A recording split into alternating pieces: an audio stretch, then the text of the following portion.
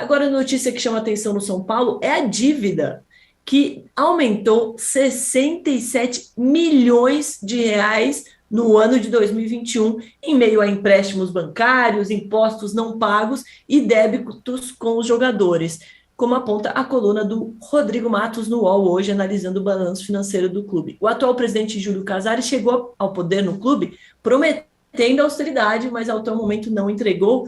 E o curioso é que as dívidas referentes ao Ganso e ao Richarlison passam de 16 milhões de reais. Enquanto isso, a diretoria segue negociando renovações de contratos e ontem acertou com o atacante Luciano. Tem que ligar uma sirene aí, né? Não é um alerta, é um... Nem sei o que. O que é maior que um alerta? Mas tinha que ligar uma sirene no futebol brasileiro, não é só no São Paulo, né? Que, aliás, quando o meu amigo Antônio Nascimento era secretário de futebol no governo Dilma, ele chegou a fazer um plano muito bem feito em que o fair play financeiro tiraria pontos dos times que estivessem em situações como essa, até causaria rebaixamento e não permitiria clubes em situações como está o São Paulo disputar campeonatos se não se acertasse, se não renegociasse as dívidas. O futebol brasileiro é uma bagunça, né? O cara vai fazendo dívida e, ó, não está nem aí. O São Paulo continua a gastar como se não houvesse amanhã, entendeu? E deve essa fortuna. É inadmissível isso. É inadmissível. Depois viram Cruzeiro e não sabem por quê. O próprio Atlético Mineiro, que está vivendo uma época de vacas gordas, vive por causa dos tais dos 4 R's. Porque se não fossem os 4 R's, estava quebrado. E mesmo assim deve dinheiro. Outro dia tinha uma notícia aí, agora não estou me lembrando qual era o jogador, que o Atlético Mineiro...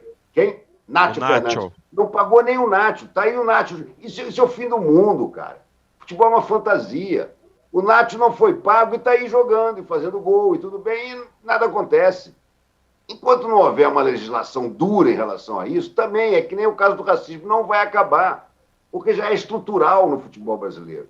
Sabe? Dever parece uma coisa tipo assim, não, eu devo e azar, vou contratar mais. O Corinthians deve 1 bilhão e nada acontece. O São Paulo, essa administração do São Paulo é igualzinha às outras que estiveram antes, entendeu? Só veio com uma nova roupagem. É tudo a mesma coisa.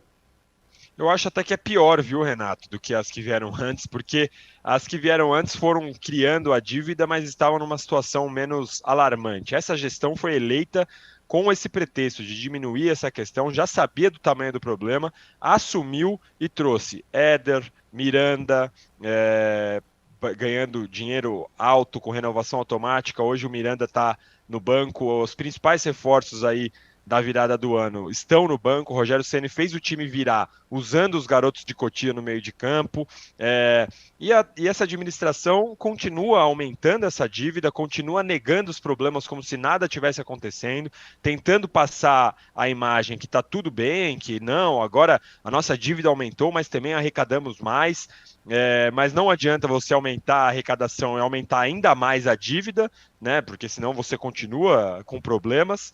E enquanto isso, a gente vai aqui olhando, nem me assusto mais com esse tipo de coisa, como você disse, acontece muito já no futebol brasileiro, mas no São Paulo me chama atenção porque até 2005, 2006 ali era o soberano, a referência de time organizado, e hoje a gente vê o que vê. E de fato, assim, a gente está falando aqui, eu estou falando individualmente do caso do São Paulo. Se a gente for pensar no aspecto do campeonato como um todo, não é nada justo. O Atlético Mineiro, por exemplo, tem um jogador que não pagou, o São Paulo tem dívidas e mais dívidas até pouco tempo. Aí esse ano ainda atrasou salário, atrasou imagem.